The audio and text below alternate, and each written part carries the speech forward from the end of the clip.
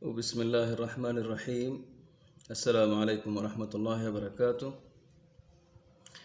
درسنا اليوم هو الدرس السادس من دروس تعليم اللغة السندية، ويشتمل اليوم درسنا على أعضاء الجسم، أسماء أعضاء الجسم باللغة السندية. حاولت أعطي تقريبا جميع أعضاء الجسم، أسماء جميع أعضاء الجسم، إلا إذا كانت راحت عني شوية، لكن حاولت أغلبها تكون موجودة إن شاء الله في هذا الدرس. فنبدأ بسم الله. من أعضاء الجسم أولا فار بمعنى الشعر، وار بمعنى الشعر.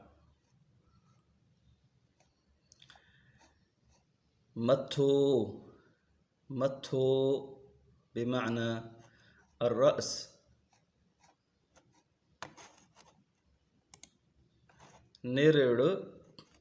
نيرد بمعنى الجبهة أو الجبين.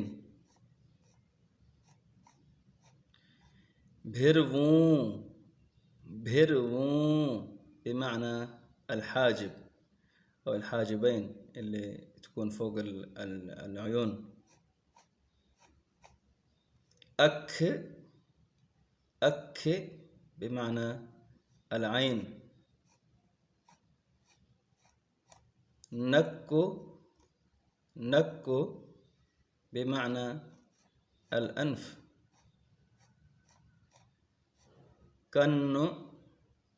كنو بمعنى الأذن. وات بمعنى الفم.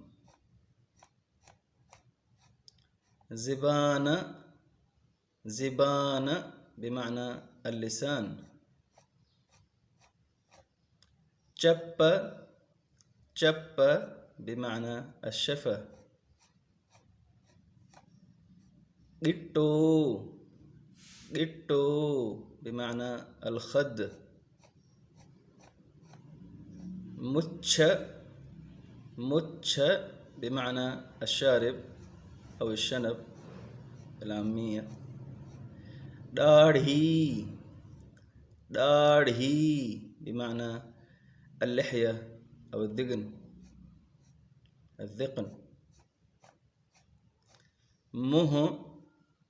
مه بمعنى الوجه.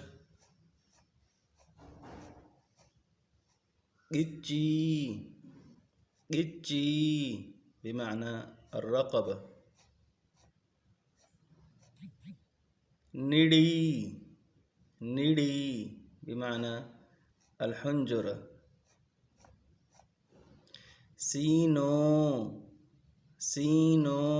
بمعنى الصدر. بيت بمعنى البطن. هت بمعنى اليد.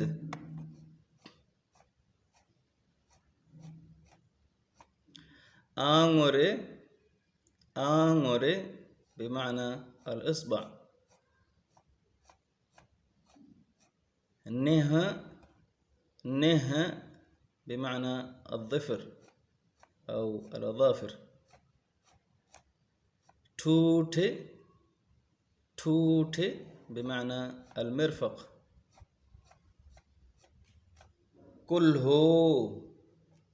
كله بمعنى الكتف.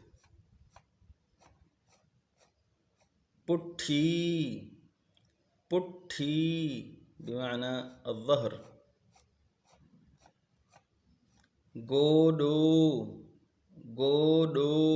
بمعنى الركبة. جنغ بمعنى الرجل أو الساق. بير بمعنى القدم.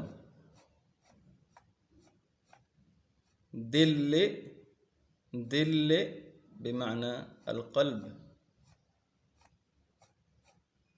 جيرو، جيرو بمعنى الكبد. ففر، ففر بمعنى الرئة أو الرئتين. ميدو، ميدو، تعرفون اللهجة السندية العين ما ينطقون زي الألف، فيقولون ميدو يعني المعدة.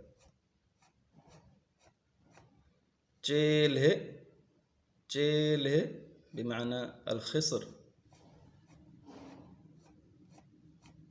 بكي، بكي بمعنى الكلية. دند، دند بمعنى السن. هد، هد بمعنى العظم. باه، باه بمعنى الذراع. رت، رت بمعنى الدم. بتو، بتو بمعنى المرارة. آندرا، آندرا بمعنى الأمعاء جميعها، الدقيقة والغليظة كلها الأمعاء. الله يكرمكم. چربي، چربي الشحم أو الدهن.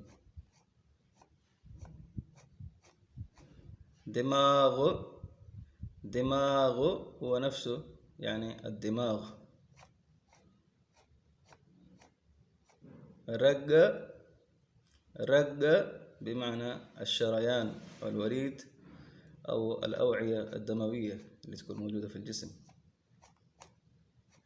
قوړهو، قوړهو بمعنى الدمعة اللي يطلع من العيون. الله لا يطلع من عيونكم. ستر، ستر بمعنى الفخذ. جيجها، جيجها بمعنى اللعاب زي ما انتم شايفين عند الصغير هذا. دن، دن بمعنى السرة. مسانو، مسانو بمعنى المثانة.